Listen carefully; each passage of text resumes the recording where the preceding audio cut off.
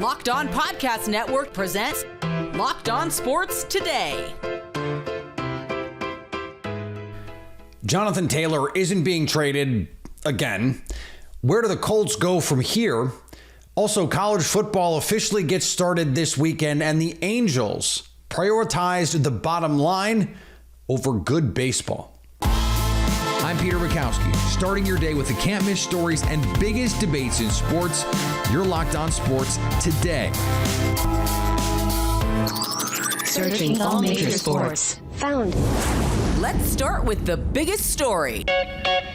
One of the biggest stories of Cutdown Day was about a player not going anywhere. Jonathan Taylor, the aggrieved Jonathan Taylor in Indianapolis, is going to be there at least for the first few weeks of the season, still on the physically unable to perform list, which means even if he's traded, he cannot play for the first 4 weeks of the season at least. Jake Arthur from Locked On Colts joins me now. And Jake, what kind of monkey wrench does this throw into what is already a volatile situation? Yeah, I don't know that it changes much because this is what it's been all summer. I think the plan right now is to maybe reevaluate him at a certain point after those first 4 weeks comes up, see if he is healthy enough to go, or see what they can do from there. It's actually being reported tonight that the Colts might believe he's kind of healthy and conducting a hold-in where he's just not going to report and play. So that could ultimately, once PUP is up after 4 weeks, maybe they suspend him. That's actually a possibility, it looks like. So the situation could get uglier. We're just going to have to see. I think for Taylor's benefit, if he wants out of here, the trade deadline is October 31st. I don't think the Colts are going to get an offer sweet enough to move him unless he plays and shows that he's Jonathan Taylor. Otherwise, we're just going to keep getting stuck in this cycle. Yeah, and that leaves both sides in a precarious situation, right? Because now he cannot play the first month of the season, even if he or the Colts wanted him to. And if he wants out, he probably has to play for a team to give the Colts what they want to get him. So, Jake, where does that leave us? I know there's going to have to be a clear loser in this whole situation because, I mean, the relationship with the Colts seems done. Like, it is what it is. So I don't think he's going to get a new deal for the Colts, but like the Colts want to know that he's healthy and able to play in order for them to activate him again, and other teams aren't going to pony up ample, trade equity or anything like that unless they see that he is still a superstar running back. Otherwise, he is a guy whose ankle's still messed up 7 months after it was supposed to be healthy. So there's going to be a clear loser here, and it sounds like it's going to be Taylor because if he stays on PUP all season and doesn't play a snap, his season doesn't go, it doesn't count as a season played for him. So his contract's just going to roll over to the next year. Which means, as you mentioned, this could get uglier before it gets better. What do you see as the most likely outcome here? Is Jonathan Taylor going to play for the Indianapolis Colts ever again? I don't think so. I do think he's going to have to get traded somehow. There's going to have to be some communication somewhere where another team knows that he's healthy enough to play. But, I mean, the situation is just the Colts are going to move forward knowing they don't need him. He's not going to be factored into their offensive plans. I can't imagine that. And then for him, he's pretty dug in as well. He doesn't want to play for them. I mean, does he do something to get activated but still not play? We'll see. I don't think he'll wind up playing for them anymore. I think ultimately he's got to get moved by this October 31st trade deadline because otherwise, what has this gotten us? The Colts have got to want something in return rather than just letting him walk. I just don't think they got anything reasonable enough in terms of trade offers from other teams. Yeah, we know actions spur deadlines on these things, or deadlines spur action, excuse me. And so as we get closer to the end of October, we could be where the Colts say, okay, we're going to drop that asking price. Because as you mentioned, if he walks in the offseason, we're looking at a comp pick here, except the market for running backs says comp pick might not be very high, even for someone like Jonathan Taylor. So Is there a team you have your eye on? Is it Miami? Is there someone else where you go, okay, there is this perfect marriage of if this works for them, it can take them to that next level. And so they're the team that if someone's going to pony up the dough here, the metaphoric dough, it's them. Yeah, Miami seemed like the worst kept secret in terms of being the front runner and with the whole trade. And honestly, getting him at the trade deadline could be the perfect timing for them because they're supposed to be a contender. But a healthy version of Taylor could be something that puts that offense over the top. Stay up to date all year on the Indianapolis Colts by subscribing to Locked On Sports today and Locked On Colts on your favorite podcast app and on YouTube. Thanks for making Locked On Sports Today your first listen. Coming up, college football officially kicks off this weekend. Before we get to that, contract talks aren't what's keeping Joe Burrow out of practice with the Bengals. Get ready for the NFL season with incredible offers from FanDuel, America's #1 sportsbook. Right now, new customers can bet $5 and get $200 back in bonus bets guaranteed. Plus, all customers who bet $5 will get $100 off NFL Sunday Ticket from YouTube and YouTube TV. Now is the best time to join FanDuel. The app is easy to use, and you can bet on everything from spreads to player props and more. You can also jump onto the daily Major League Baseball train. St. Louis Cardinals favored to beat the San Diego Padres. FanDuel has the moneyline Cardinals -112. You can also combine bets with the same game to make even more money. Same game parlays are a great way to enjoy any game. So visit FanDuel.com/lockedon and kick off the NFL season with an offer you won't want to miss. FanDuel, official partner of the NFL. A snag in contract negotiations is not why Cincinnati Bengals quarterback Joe Burrow is not practicing. This according to coach Zach Taylor on Tuesday. In a virtual news conference, Taylor quickly and firmly denied that Burrow's absence is related to the inability between his side and the Bengals to reach a contract extension. Burrow has not participated in practice since he suffered a strained right calf on the second day of preseason workouts. That said, Taylor also didn't seem overly concerned about his star quarterback's road back to the field, saying, "I think he has a very healthy body." The Bengals coach was non-committal when asked if Burrow will return to practice this week, which is not great because they return to, games next week. The Mavericks waived center Javale McGee on Tuesday, about a year after signing him as a free agent to a 3-year contract with plans for him to start. McGee started 7 of the first 9 games, but fell out of the rotation about a month into the season and played sparingly the rest of the way. The 35-year-old has averaged 8 and 5 over his career. McGee is a 3-time NBA champion, winning twice with the Golden State Warriors as a backup before starting 68 regular season games for the Lakers in 2019-2020, that bubble title. On the diamond, the Washington Nationals stunned the Toronto Blue Jays. The Nets can just simply never make it easy. The Nationals beat the Blue Jays 5-4, and oh my God, what a weird last few innings. First and foremost, let's start out with some highlights from today's game. Carter Kieboom getting another home run since joining the big league club just a little bit over last week. Now, it's just been, 8-9 days now. He's got a couple home runs in him. Carter Kieboom's starting to turn some heads, and let's be honest, he's not the only young guy who was turning heads in tonight's ball game. Jacob Young, first and foremost, collects his first hit, which was a bunt, whatever.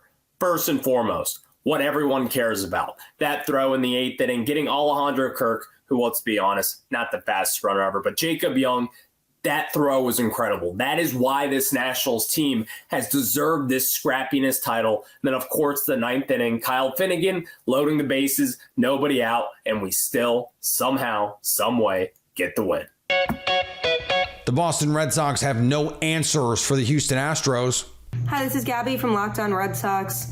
Another day, another frustrating loss for Boston as they fell 6-2 to the Houston Astros tonight. Duvall has truly just been unbelievable with this crazy tear that he's going on. Hit yet another home run tonight. That's 7 home runs in 9 games, which is absolutely nuts. And Brian Bayo did not have the best start tonight, didn't have the worst start either. Gave up a couple home runs, and I thought he looked fine overall. But it's still a problem that the Red Sox starting pitchers are not going deep into games right now because it's really been forcing Cora to use bullpen arms in situations where they wouldn't normally pitch. And it's not fair because everybody's exhausted and they've been having to pull a lot of weight lately. So the starting pitching has just been a huge disappointment lately.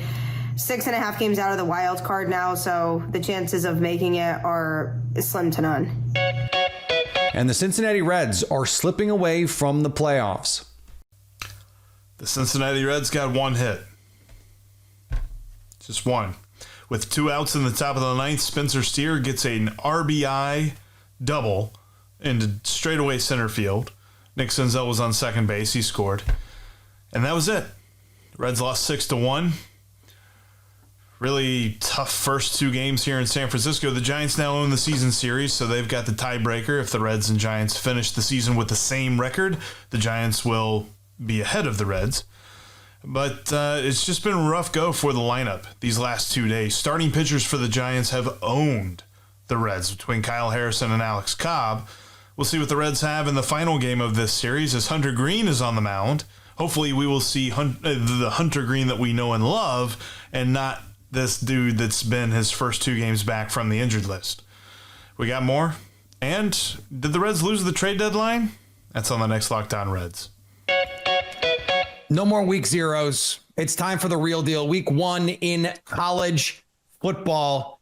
And joining me is the host of Locked On's new college football kickoff live and the host of Locked On Big 12, Drake Toll. And Drake, we are always just our cup runneth over with college football storylines here every single year. What are you most keeping an eye on here as we head into week 1? Well, it's back, right? That's the first thing you get. You get it in the NFL. You get it in high school football. You get it in college basketball. It's the fact that everything's back. And even more than that, with Locked On College Football Kickoff, this is going to be a new venture for us college hosts, and to do it live as well is massive. It's actually live on every single channel across the college network. So if you love Locked On Wolfpack, we're there. If you love Locked On Cougs, we're there. Locked On Canes, we're there. So myself, we've got Alex Dono, who's one of the best hosts in the business. Kenton Gibbs, the exact same. We'll bring you all that. So as excited as I am about all the storylines in college football, I'm even more excited to talk about it live on Fridays from 11 a.m. to 1 p.m. Eastern. And of course, Peter, you got to circle the big ones from Colorado and TCU to Florida State, LSU. But all my eggs are in this Florida-Utah basket. I cannot wait. I have to ask you about the Colorado one because Deion Sanders is going to suck up a lot of oxygen this season, and we'll see. What I think the program's success or failure is going to be in a lot of ways secondary. What are you expecting though from this Buffs team this season? Well, they have over 50 transfers, and that is far and away unheard of in college football. He showed up day one and effectively asked everybody in the room to transfer, said he was bringing his own players, his own bags, and they were Louis Vuitton. Here's the problem, Peter. They weren't Louis Vuitton. So let's all wrap our heads around. They weren't even really to me. They were like something below that even. No, 100%. They were the off-brand. They went to some shady place in New York and said, I like it. I think, is that Prada? They said, definitely not. They still bought it. Yeah, 100%.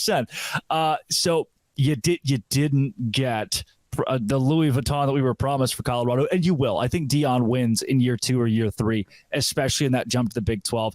This season, they lose to TCU by 24, 31 points this week. I love the Horned Frogs in this matchup. I actually have TCU in my top 3 or 4 in the Big 12 this season. While a lot of people think they'll take a big dip, Colorado's not there yet. Deion Sanders is. Biggest show in town. He'll be the biggest show in the Big 12. Early college football promos, they're all just videos of him. But as it sits, they're going to suck this year. Yeah, there's a reason the Horned Frogs are giving more than 20 in this one. You mentioned the LSU Florida State game. This is a monster one, if for no other reason than Florida State's future is uncertain here in the college football landscape as they try and figure out what's next for them with alignment and all this stuff. Am I reading too much into this, or is this a quietly huge moment for Florida State? You're not reading enough into it, Peter. What are you doing here? In 3 years, they will not be in the ACC. I can guarantee you that. The poppy thing would be to say in 1 year they won't be in the ACC, and it's true. That's a fact. The ACC right now is at 15 teams. And ESPN says we will not rework your deal if you stay at 15 teams. So they're going to basically lifeline Cal, Stanford, and SMU and watch Florida State, Clemson, and Miami. That's your trade. 3 for 3 to keep the TV deal intact. Florida State's gone. Miami's not going to sit around. Neither is Clemson. What you're watching unfold is an SEC on SEC matchup when those two teams kick off this weekend. And so that seems to me, it puts a lot of pressure on Florida State to not get their doors blown off in a game like this. Can they do that? Don't crap the bed. Please don't crap the bed. And you're proving a lot to a conference that looks down on you. Now, you'll remember Florida State won a national championship now 10 years ago under Jameis Winston and Jimbo Fisher against an SEC team. They are far removed from that, but they still have those roots. And then they lost their coach to an SEC school. Bingo. They got plucked up. The ACC has been delegated to much lower than what the SEC is. This is no longer an opportunity to prove what the ACC can be. It's now an opportunity to prove what Florida State can be, because that university will be playing LSU year in and year out here very soon. So I don't think Florida State gets its doors blown off necessarily. Remember, they won last year by 1 point on a botched extra point. That's not going to happen this year. I've got LSU in this matchup squarely, but many people have them losing this week and still making the college football playoff because it's the ACC, man. You, me, we could build a team, Peter, and probably get close to winning it. Check out the live college football show every week on Locked On Big 12 or any of the Locked On conference channels on your favorite podcast app and on YouTube. Coming up, the Angels put almost a quarter of their roster on waivers. What is going on in Anaheim? The Angels went all in at the trade deadline in an effort to make a playoff run and keep Shohei Ohtani this offseason. Well, the Angels are far out of the playoff race and decided to torpedo the whole thing, as Locked On Angels host John and Mike Frisch detail. The Angels placed Giolito, Matt Moore, and Reynaldo Lopez, and Hunter Renfroe and Randall Grichuk on waivers. That was according to ESPN. And Leon now, too. And Dominic Leon is now a part of that as well. These guys, Johnny, can be claimed by teams for free on Thursday. Sort of, yes. Yes. And so for the Angels, this is really just a pure salary dump, according to Passan. Yeah, there's this nuance that's involved in that. And when I say nuance, don't hear me say, I'm defending the Angels doing this. You saw that tweet, didn't you? I'm saying this. Here's the nuance. The Angels are very narrowly over the luxury tax in the first tier. Now, if a couple of these players get claimed, they'll fall below that. And then what happens if they fall below that is their 2024 draft comp pick, if they lose Shohei Ohtani in free agency, will be after the second round rather than the fourth round. Correct. So that's the benefit of making these moves. Johnny, I think it's ridiculous. And here's why I think it's ridiculous. You've traded away a lot of really good players. And now you're going to save $7 million. Right. And that's it. This is just so Angels, so Artie, and really just kind of the epitome of this season. This season, Johnny, is worse than last season. Like, this is just terrible, awful, no good. It's a very bad day. Those are my thoughts. Look, I get wanting to save some money as you're not going to make the playoffs if you don't have Shohei Ohtani. Because if you want to keep Ohtani, you're going to have to pay Ohtani. And because everyone's going to pay him, anyone that wants to sign Shohei Ohtani is going to pay him an exorbitant amount of money. He's worth it. But you have to convince him you're the place for him to not only play, but win. And now you're not taking winning seriously, or have not done anything to prove you are actually capable of winning. What you do instead is you try and pinch pennies. You try and save a few dollars. Now, of course, it's more than a few dollars. But in the grand scheme of a baseball roster, it's a drop in the proverbial bucket. So at the very least, this has to be done in concert with Shohei Ohtani. You go to him and you say, hey, listen, We are all on board. You saw what we did at the deadline. You saw what we did. We tried. It didn't work out. But we are going to try really hard again this offseason, and next year we're going to give you all the money. So we need to save a little bit right now while we're not going to make the playoffs, and we'll figure this out. That is the minimum that has to be done. And if this was done with Ohtani's blessing, okay, great. If it wasn't, then you're mismanaging the greatest resource that your franchise has had. Oh, wait, since the last all-time great player whose team you mismanaged. Nice work. And finally, the new Professional Women's Hockey League was officially revealed Tuesday with 6 inaugural franchises and a 24-game regular season that begins in January 2024. The PWHL will feature 3 teams in the U.S. and 3 in Canada. The American franchises are located in Boston, Minneapolis, St. Paul, and the New York City area, which could include Connecticut and New Jersey. The Canadian franchises are located in Montreal, Toronto, and Ottawa, Ontario. The 2024 season schedule will be announced in the coming months. It's expected to run from early January through late May or early June. Thanks for making Locked On Sports today your first listen. Now go find your favorite team's Locked On podcast and make them your second listen. Coming up tomorrow, who is already on upset alert in the first week of the college football season? So at least until tomorrow, stay Locked On Sports today. Locked On Podcast Network presents Locked On Sports Today. For more episodes of Locked On Sports Today, go to our video on demand. Click on Sports at the top of your screen. There, you'll find past episodes of Locked On Sports Today, plus other Locked On shows on demand.